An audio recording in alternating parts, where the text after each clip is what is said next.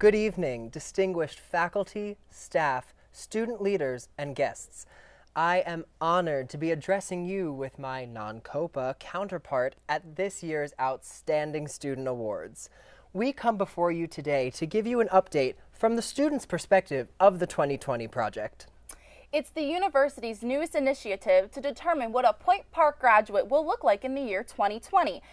Now, in the past, it's been no secret that COPA and non-COPA students haven't always been on the same page. Sometimes our beliefs about the campus don't always meet up. For instance, I believe that shirts and shoes should be a given in an academic setting. And I don't wear shirts because my professors don't. I believe that Blackboard midterm grades are essential. I don't know what Blackboard is. I believe Twitter can be used to stimulate debate. And I believe that if you're gonna start a fight with somebody, don't do it with a diva. But those things are shut down and behind us, and we have to remember that we are both equally challenged by the rigorous curriculum in our respective programs. Yes, spending hours studying in the library and writing multiple drafts of a research paper that's worth 60% of your grade can be an exhausting out-of-class experience. Absolutely. And equally challenging is memorizing multiple scenes, mastering choreography, and filming a P3 project, which I can assure you takes up more time than a night at the library. Even though there's been some tension between our two populations this year, we weren't going to allow some Point Park problems to stop us from representing students' insight into the 2020 project. We hope that the president considers the issues that students face.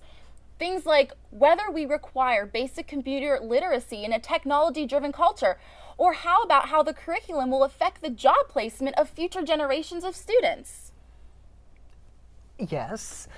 Serious issues should be addressed, like the efficiency in how the university communicates with its students. If there isn't a point alert to tell me where the free food is, how am I going to know where to eat? Well, I don't know. Will there still be a shuttle to Oakland whenever the Playhouse moves downtown?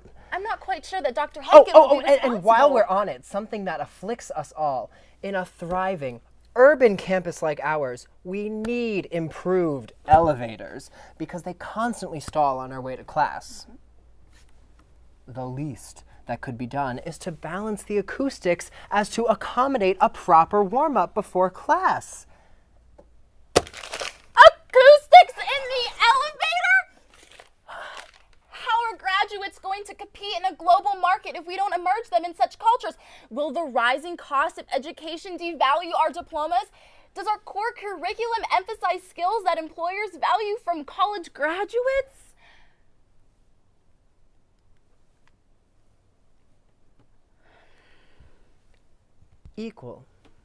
Equality. Yes, we are united and on the same page. I think that the more we talk about these issues, the more we find in common.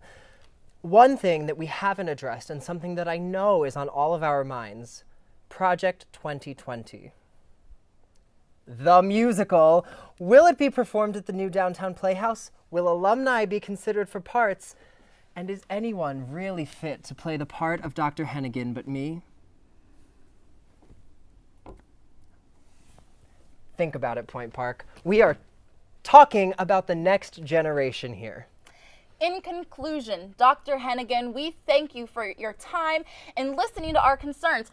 Whether COPA or non-COPA, we all cheer for the same bison and will one day be proud alumni of this community. Thank you and good night. Could I get a copy of this for my reel? I'm having a really good hair day.